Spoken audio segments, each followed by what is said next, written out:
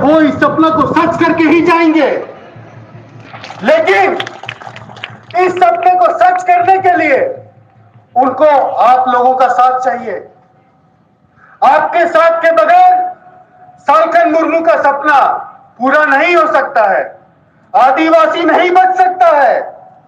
जिस तरह कई वर्षों पहले, आज से 50-60 वर्ष पहले मार्टिन लूथर किंग ने निग्रो लोगों के लिए अमेरिका में एक सपना देखा था, उसी तरह आज 30 जून 2023 को सालखन मुर्मू भी आप लोगों के सामने आदिवासियों को बचाने का एक सपना रखेंगे और उस सपना को सच करने का सारा दारोमदार, सारा जिम्मेवारी हम आदिवासी भाई बहनों का है।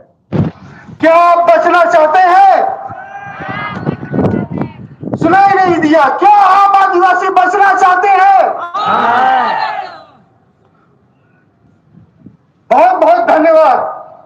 सालखन मुर्मू आदिवासी समाज के बीच जीवित बुंगा के रूप में आज खड़े हुए हैं और सच में